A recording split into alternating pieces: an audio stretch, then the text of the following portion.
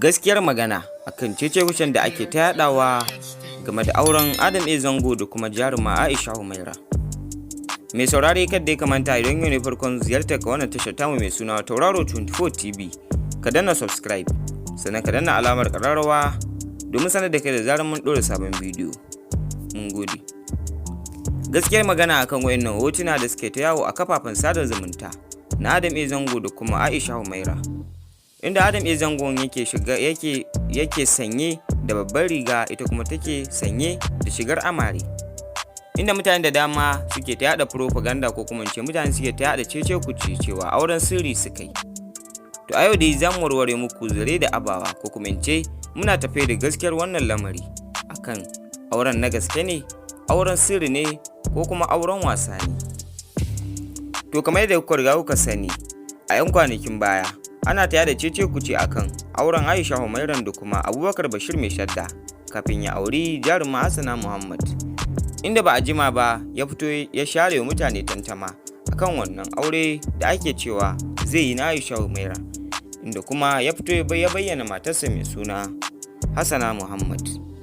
To haka zalika shi ma wannan hotuna da ake ta yadawa tabbas ƙarya ce. Wannan hotuna ne na wani biki ko kuma in ce na wani fim mai suna Rana Dubu, inda wannan fim Abubakar Bashir mai shadda shine producer da ya shirya wannan fim, kuma wannan fim ya zo ne daga kamfanin Dauda Kahutu Rarara, wato Rarara Multimedia.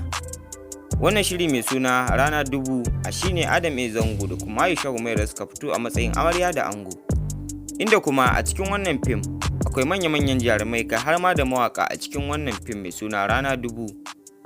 Wannan fim a cikinsa akwai Ali Jita, inda shi ma ya rera waka a gurin wannan biki, sannan kuma akwai jaruma Daso, akwai kuma Hadijan Saima, akwai su Tima Makamashi da dai sauran jarumai.